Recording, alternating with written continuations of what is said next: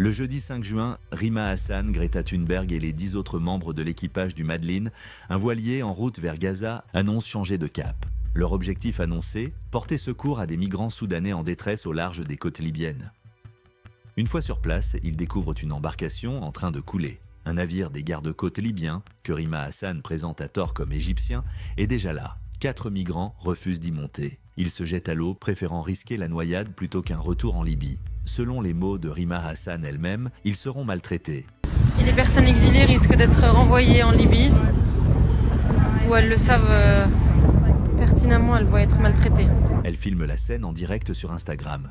Ses abonnés s'interrogent, pourquoi ne leur viennent-ils pas en aide ?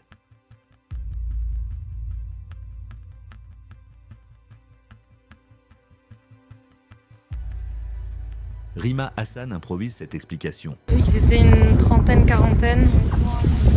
Et on risque... On ne pouvait pas prendre autant de personnes sur ce bateau. Il n'a pas la capacité de prendre autant de personnes. 3 minutes. On va là-bas, ils vont tous sauter à l'eau pour venir sur le bateau. Ah oui. Et on ne peut pas prendre autant de gens sur le bateau. Le voilier serait donc trop petit pour accueillir ces migrants. Mais est-ce vrai ? Vérifions.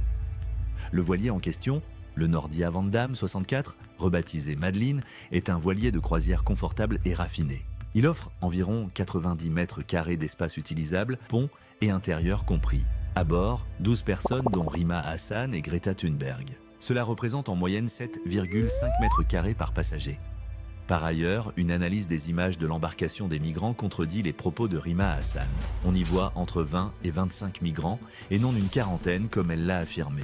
Si l'équipage avait accepté de les embarquer, le nombre total serait monté à environ 35 personnes et l'espace moyen aurait chuté à près de 2,6 mètres carrés par personne. Ce n'est pas spacieux, mais cela reste largement gérable, surtout dans le cadre d'une mission dite humanitaire. À titre de comparaison, cela correspond à un wagon de métro dense, une expérience que connaissent des millions de Français au quotidien. Conclusion, le voilier Madeleine avait la capacité d'accueillir les migrants. L'équipage a préféré ne pas le faire. Entre le confort de la traversée et le devoir de sauvetage, la Freedom Flotilla a tranché. Malgré la conscience de l'enfer qui attend les migrants rapatriés en Libye, ce refus d'agir sous couvert de contraintes logistiques peu convaincantes accrédite les critiques déjà nombreuses qui voient dans cette expédition plus une opération de communication qu'une mission humanitaire.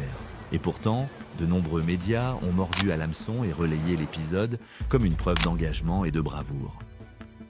Rima Hassan, Greta Thunberg et les autres volontaires de cette mission dite humanitaire n'ont donc pas prêté secours aux migrants soudanais. En réalité, ils ont filmé ces malheureux sans rien faire et les ont laissés se faire arrêter par les autorités d'un pays qui les condamne à des traitements inhumains. Et ce, pour conserver un certain confort de croisière. Ce qu'ils ont présenté comme un élan d'altruisme n'était, au fond, qu'un abandon.